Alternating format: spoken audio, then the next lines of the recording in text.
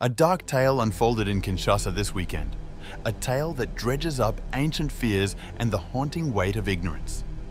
Papa Félicien Tshibangu Kalala, an 84-year-old from the Kasavubu district, suffered a fate that felt as though it belonged to another age. He was burned alive by members of the Tshibangu community who claimed they'd mistaken him for a sorcerer.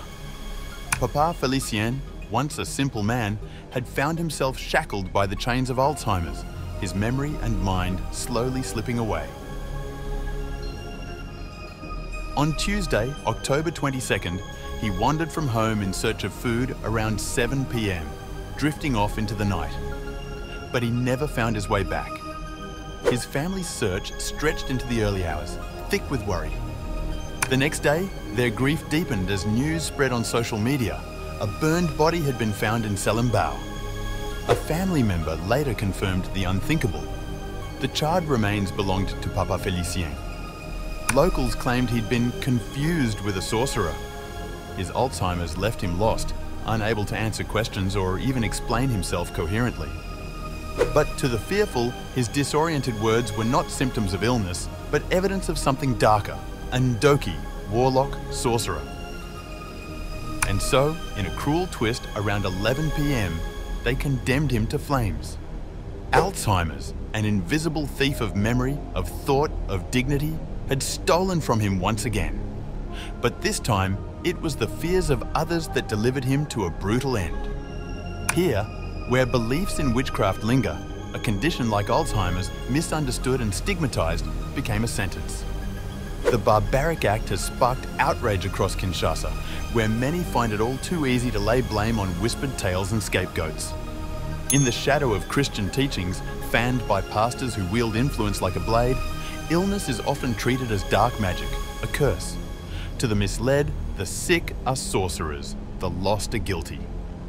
Yet as rage stirs, one question hangs unanswered. Where are the leaders? In the echo of this horror, there is only silence. President Félix Tshiseka'yah, the Prime Minister, every voice in politics, even the so-called opposition figures, silent.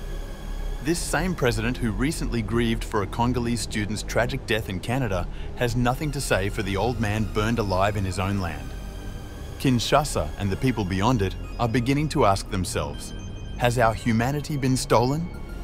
In a land where pastors are treated as gods and families fracture over denominations, the spectre of religious fervor has led many to wonder if reason and compassion are slipping away.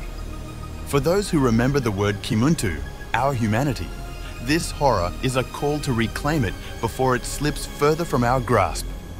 The people of Congo deserve justice, not just for Papa Félicien, but for every life trampled by ignorance cloaked as faith. This crime must not go unanswered. This brutality must not go unpunished. Let this story echo so that others may know, so that the damage ignorance and fear have wrought upon the Congolese people can finally be reckoned with. To live in ignorance is to live half dead. The time has come to awaken, to reclaim compassion, to find our way back to one another. If you enjoyed this video, don't forget to like, share, and subscribe to our channel. Your support helps us bring you more great content. Hit the bell icon so you never miss an update, and feel free to leave a comment with your thoughts or questions.